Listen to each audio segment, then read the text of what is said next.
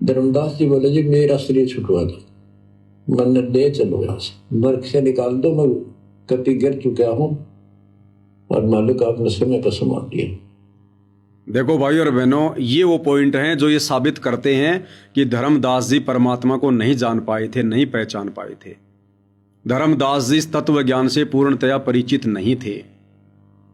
क्या कहा पूज्य गुरुदेव भगवान ने? जब वहां जाकर धर्मदास जी को फिर से ज्ञान समझ आया तो धर्मदास जी ने क्या कहा कि परमात्मा मुझे सतलोक भेज दो, मेरे वश की बात नहीं है।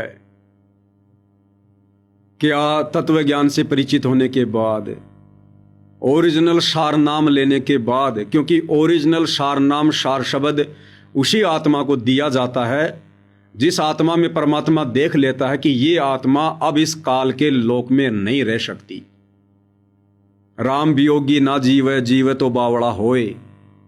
जब परमात्मा इतना भाव, इतना ज्ञान आत्मा में देख लेते हैं, तब परमेश्वर इस अनमोल नाम की दया करते हैं।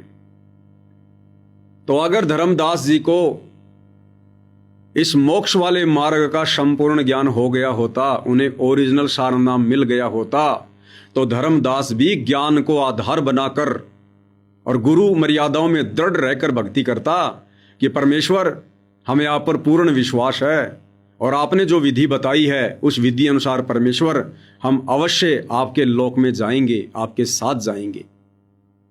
साध वचन पलटे नहीं चाहे पलट जाए ब्रह्मांड। धर्मदास कभी भी उनकी मर्यादा तोड़ने की सोचने वाली गलती स्वप्न में भी ना करता। लेकिन धर्मदास क्या कह रहा है कि भगवान मेरे को तो सतलोक में भेज दो, मेरे बस की बात नहीं है। क्यों बस की बात नहीं है भाई? अरे मन को कंट्रोल करने के लिए ही तो परमात्मा हमें भक्ति देते हैं, ज्ञान सुनाते हैं, सार नाम देते हैं, सतनाम देते हैं। और धर्मदास कह रहा कि भगवान मेरे बस की बात नहीं रह रही। तो भाई और बहनों, धर्मदास जी उस समय इस ज्ञान को कितना आधार बना पाए थे, शतमंत्रों का जाप करके अपने आप को कितना भक्ति युक्त कर पाए थे, यह आप भली भांति समझ सकते हैं।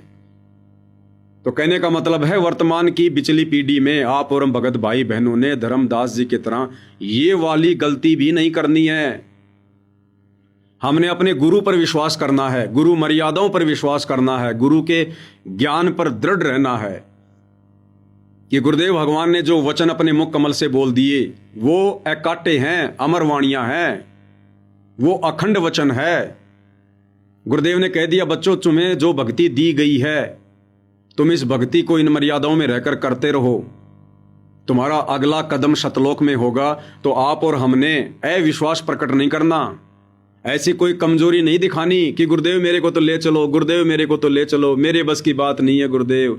ये परमात्मा मैं तो अपने परिवार के मुंह में रह जाऊंगा, मेरा तो पैर फिसल जाएगा। ये परमात्मा मेरे बस की बात नहीं है, मैं तो बहुत कमजोर हूं।